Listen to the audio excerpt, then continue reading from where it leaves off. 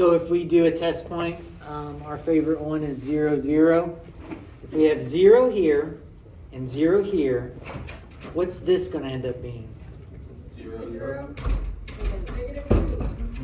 It'll be negative 2. -2 plus 1. But then what's the absolute value of negative 2? 2. 2 plus 1 is 3. Is 0 greater than or equal to 3? No. It's not. So that means we don't shade on the outside. We shade where? On the inside. Yep. Now be careful though. Because the inside is... It's not true. So wouldn't you shade below? No, because our shade is not true. You shade opposite. Here's 0, 0. And it didn't work. So you don't shade, you think of it as sides. If your test point doesn't work, you don't shade that side, you shade the opposite side. Since 0, 0 is on that side, you shade the side that's not on because it's wrong. These are So all. you shade in it. Now notice I shaded lightly, because don't we have something else to grab to? Yeah. Alright, so the other one is x is less than 5. Horizontal or vertical line?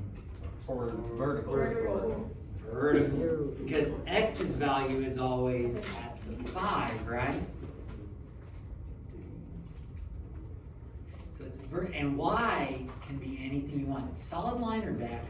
It's going to be dashed.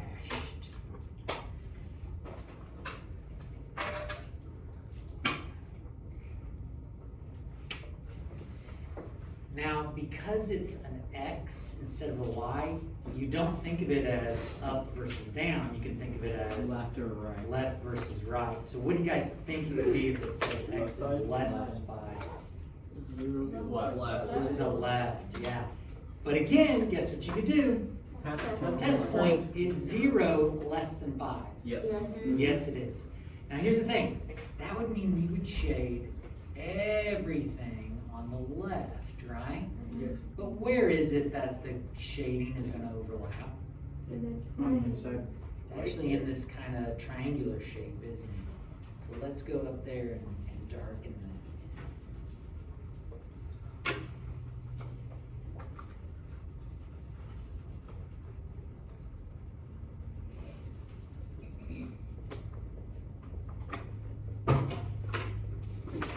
Pretty fun stuff, huh? And could we play that whole game of is something a solution or not? Yes. You certainly could. And let's just clarify, if you were at, it looks like 1, 2, 3, 4, 5, 5, 4, would you be a solution? No. No. No, because you're on a dashed line. All right, thank you. And then, I think, do we need to like see how I don't have any words down here describing what we did? Do you guys need some words? No. You don't think so? Maybe for one of them. Or how about this? Let's put some words here. These solutions are found. This is what I have written down here, so hopefully it makes sense. The solutions are found where the shading. That's word. I think you're right. Yeah. Where the shading overlaps.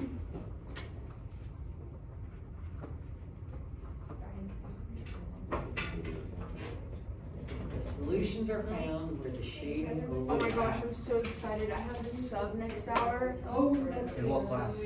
Walker. Oh yeah, bro. Why You would just you nothing. Mr. Walker says my name wrong, and I hate it. I'll say it.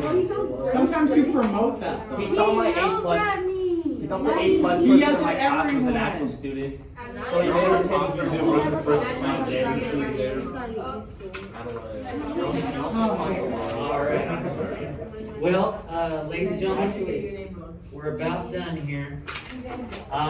Now what we're going to explore doing, and this is a different sort of skill, is we're given a graph and we're asked to write the inequalities. So, what I like to do is I like to not really think about the inequality symbol at first. I just kind of want to get the equation of the line. Does that kind of make sense? So what would be the equation of this line? X is less than 3. x is 3. So you might temporarily say x is equal to 3, but we know that that's not the case, right? Is it less? And in truth, it's going to be less than. And can you guys tell me why? Because Shades on the left, isn't it? Now, why isn't it less than or equal to? Because it's dotted. Yeah, okay. So I think we're doing good so far. So that was this one. And now for the other inequality, how are you going to go about that? You just divide the y-intercept and the slope. Find the y-intercept and the slope. So negative X plus 2. Negative x plus 2. Is negative 1 over 1 or just negative 1? So it's going to be y equals was it negative 1x plus 2? And then It's less than. yeah, you just do negative x if you want to. And then which way? What's the inequality? Less than. Less than, you think? Yes. Because it's below it. Okay, I agree with that. Now, here's the interesting thing. You could also do a test point to figure out what the inequality symbol is going to be. And what I mean by that is if you have 0 and 3 here, I'm sorry, you have x and 3, and you got this y and this other equation. If you want to know which way the symbol is going to go, you can do that test point of 0, 0, and ask yourself, well, 0 and 3, what's the relationship between 0 and 3? 0 is less than. 0 is less than 3. Boom. So you can use a test point to tell you what it works. But what you're going to do is you're going to choose a coordinate that is in the shaded area. So now let's also try 0 with this in here. We do 0 here and 0 here. We're going to get 0 and 2. What's the relationship between 0 and 2? 0 is less than 2. So what you can do is you can do a test point that is a solution. Is everybody with me on that? Do a test point that is a solution, and that will tell you what the inequality symbol will look like. Let's see. Let's try. Why don't you guys do the next one on your own? It'll be exciting. I don't know about this. This is for myself. Yeah. Very good. Huh? What'd you say? Raise your hand when